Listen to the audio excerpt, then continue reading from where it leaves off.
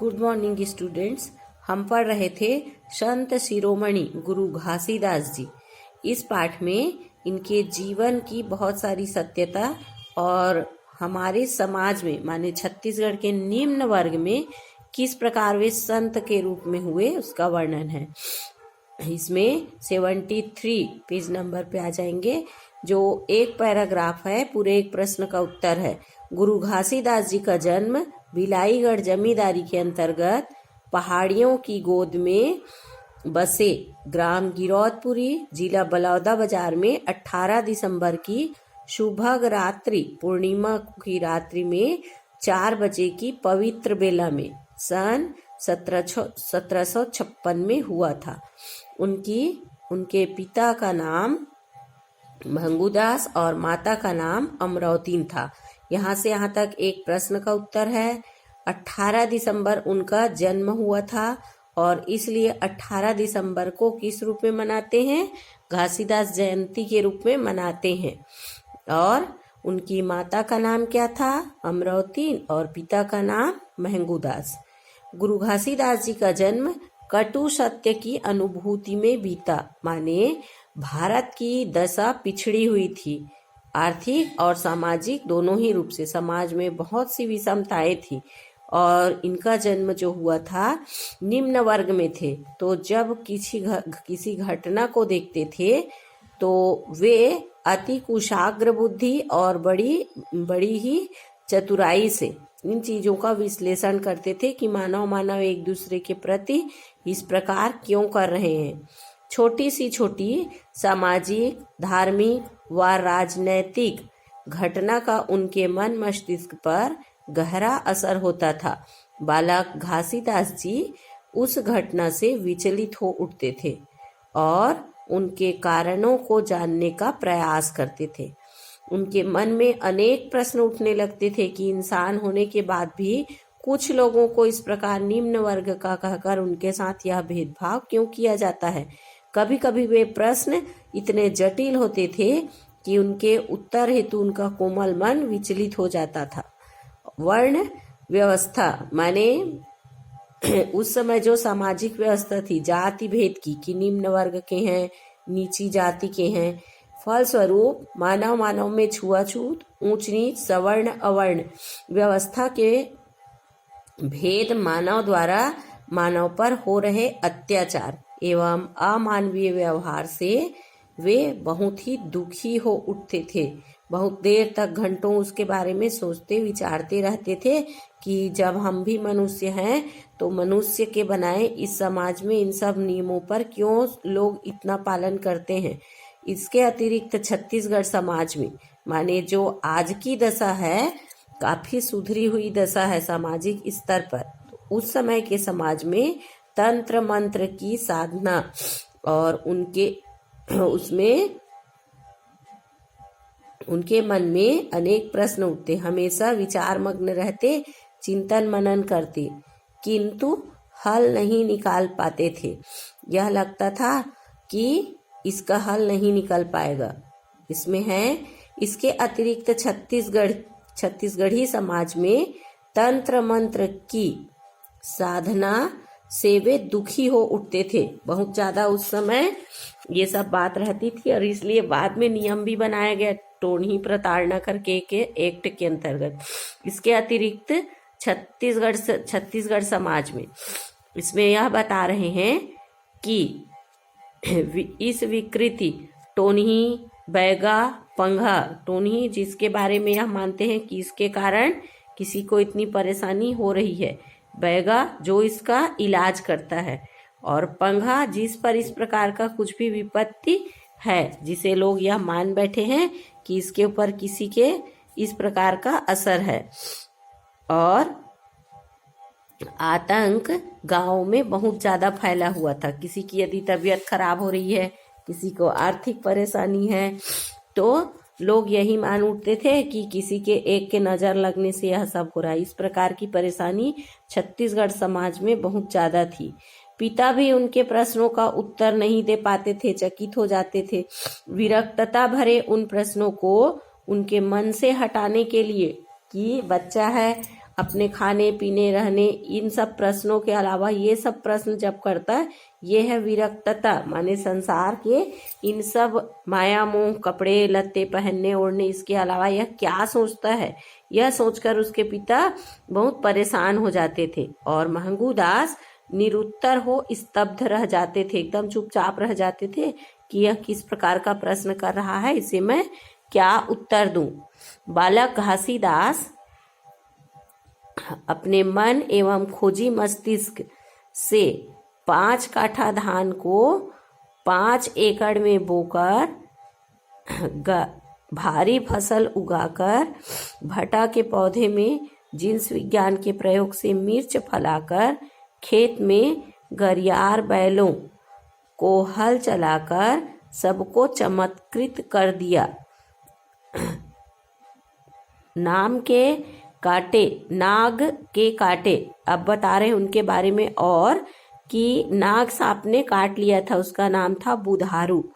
उसकी चिकित्सा ने उन्हें चर्चा का विषय बना दिया, क्योंकि उस समय यह छत्तीसगढ़ एक तो कृषि प्रधान देश है, और ये जो आज विज्ञान का हम प्रयोग कर पा रहे हैं, उस समय ये सब सुविधाएं उपलब्ध नहीं थी। तो सांप के काटने से उसकी जो उसने चिकित्सा की वह जिंदा रह गया, उसके कारण वह चर्चा में आए। इसमें कहावत है, होनहार बीरबान के होत चीकने पा। इसका अर्थ है जो आगे चलकर कुछ महान कार्य करने वाले होते हैं, उनकी जो लक्षण है आरंभिक बचपन में ही दिखाई देने पड़ते हैं, को चरितार्थ करते हुए उन्होंने महामानव होने का संकेत दिया। माने कुछ ऐसा विशिष्ट कार्य यह कर सकता है, यह पहले से ही उसके बचपने से ही अनुभव हो रहा था। महंगू दास घासीदास जी की तीव्र बुद्धि को भांपकर कि यह कुछ विचार मग्न होकर सोचने वाला है, आगे कुछ कर सकता है, अपने ढंग से अर्थ निकालते और उन्हें मानाकोनी ग्राम की निजी शाला में, माने मानाकोनी ग्राम में एक जो प्राइवेट स्कूल था वहां दाखिला दिलाना चाहा। आज की जो वर्ग व्यवस्था है, माने आज हम जिस समाज में रह रहे हैं, काफी उत्कृष्ट रूप है। स्वतंत्रता के पश्चात गांधी और अन्य महात्मा जो हमारे सामाजिक सुधार के लिए बहुत प्रयास किए थे, उसका परिणाम है जिस समाज में हम आज रह रहे। तो ये उस समय का समाज था जहां मानाकोनी ग्राम की एक निजी शाला में उनको एडमिशन दिलाना चाहा, दाखिला कराना चाहा, किंतु जाति भेद में ने असफल कर दिया। माने यह नीची जाति का है और यहाँ उच्च जाति के लोग पढ़ते हैं, इसलिए इसे दाखिला नहीं मिल सकता, ये कहकर वह वहां उसका एडमिशन नहीं हो पाया था। इस घटना का कौन सा कि स्कूल में उसको एडमिशन नहीं मिला, घासीदास जी को विरक्तता की ओर बरबस ढकेल दिया कि जिसकी चाह है पढ़ने की, उसे क्यों इन लोग ऐसा रोक रहे हैं और जाति भेद के कारण क्यों ऐसा होता है, यह उन्होंने सोचना आरंभ किया। अब वे डोंगरी के एकांत स्थान में, माने जो उनकी खेती बाड़ी थी, वहां पर चुपचाप अकेले बैठकर चिंतन करने लगे। इस प्रकार घासीदास जी ने विषमताओं की तीव्र आंधी और अत्याचार रूपी धूल कणों के तीव्र थपेड़ों को सहते हुए कि जो ये सामाजिक विषमताएं थी, छुआछूत का भेदभाव था, उसको पार करते हुए युवावस्था में पदार्पण किया। माने धीरे धीरे अब बड़े हो गए।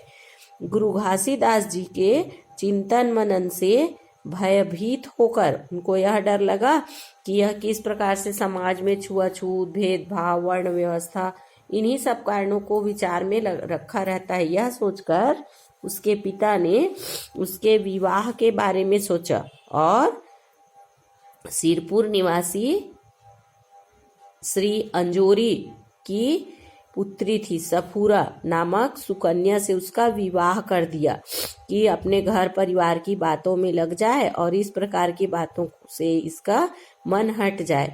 घासीदास जी के चिंतन में कुछ बाधा पड़ी कि अपना घर हो गया, परिवार हो गया, तो कुछ समय के लिए इन सब चीजों को वे सोचना बंद कर दिए। समय का खेल अजीब होता है। लेखक की लेखन शैली है, वे बता रहे हैं समय का खेल अजीब होता है, माने समय के साथ बहुत कुछ चीजें होती हैं जो बदल जाता है। वह राजा को रंक और रंक को राजा बना देता है। जिसके ऊपर जिस प्रकार का समय होता है वह उसी प्रकार का हो जाता है। गृहस्थ को सन्यासी और सन्यासी को गृहस्थ भी बना सकता है कि घर परिवार में जो विचार मग्न था उसने समाज के बारे में सोचना आरंभ कर दिया। इससे किसी को कुछ नहीं, इसमें किसी का कुछ नहीं चलता, माने समय के अनुसार वह आगे बढ़ ही जाता है। बड़े पुत्र अमरदास का अपहरण, पिता की मृत्यु, भाइयों के अलग होने की घटना आदि ने घासीदास जी के जीवन में ऐसा परिवर्तन लाया कि उसके मन में वैराग्य की तेज लहर आ गई। वैराग्य माने घर परिवार को त्याग कर समाज की भलाई के लिए वे निकल पड़े। सब देखते ही रह गए। सफूरा 4 बच्चों की मां बन जाने के बाद भी उन्हें रोकने में असमर्थ रही। कहते हैं कि घरेलू घटना को किसी दैवीय प्रकोप मानकर गांव वाले शांति हेतु, माने ऐसा लग रहा था कि घासीदास जी के ऊपर किसी दैवी प्रकोप का असर है, घासीदास जी को अपने साथ ले जा रहे थे। कहाँ? जगन्नाथपुरी, ताकि वहां उसका इलाज करवा सके, झाड़ फूक करवा सके। सारंगगढ़ के जंगलों को पार करते समय अचानक वे साथियों को छोड़कर कहीं चले गए और कितने महीने तक? इसमें दिया है 6 महीने तक, 6 माह तक। ध्यान देंगे, उनका कोई पता नहीं चला कि वे कहाँ हैं, किस प्रकार हैं। लंबे समय तक, कितने समय तक? 6 महीने तक। और बहुत प्रयास के बाद जब पता चला, कौवा ताल के चंदनिया गौटिया के नौकरों ने गिरौदपुरी आकर बताया कि घासीदास जी छाता पहाड़ के ऊपर बैठे हुए हैं। इधर घासीदास जी उस समय का परिवर्तन करके गिरौदपुरी के निकट एक पहाड़ी पर आ गए। माने पहले पता चला कहाँ थे? छाता पहाड़ के ऊपर, बाद में गिरौदपुरी के निकट एक पहाड़ी के नीचे औरा धौरा पेड़ जो होता है उसके नीचे धुनी रमाकर तप करने लगे। माने जीवन की कुछ सत्यताओं को अनुभव करने के लिए एकांत में तपस्या कर रहे थे। किंवदंती माने होता है जिसका कोई निश्चित प्रमाण तो नहीं है, लेकिन लोगों के द्वारा यह कहा गया है कि उन्हें आत्मज्ञान की प्राप्ति यहीं से हुई। कहाँ से? सतनाम जो धर्म चला है उसके लिए। सदगुरु के वृहद सतनाम प्रचार हेतु आपने पूरे छत्तीसगढ़ का दौरा किया, और इसमें मतलब ये जो प्रचार के लिए दौरा किया उसके अंतर्गत ध्यान देंगे, इसमें नंबरिंग के सहित गिनकर दिया है। प्रथम धार्मिक पड़ाव भंडारपुरी में, दूसरा रतनपुर के दुलहरा तालाब में, तृतीय पड़ाव पानाबरस में, चौथा पड़ाव भोरमदेव कवर्धा में, 5वां पड़ाव डोंगरगढ़ की बमलेश्वरी मंदिर के पहाड़ के नीचे, 6वां कांकेर में और 7वां पड़ाव चिरईपदर दंतेवाड़ा में किया। माने यहाँ कुछ समय के लिए रुके और लोगों को उन्होंने ज्ञान दिया। यही जो 7 स्थान है गुरु घासीदास जी के रावटी स्थल, धार्मिक पड़ाव स्थल माना गया है।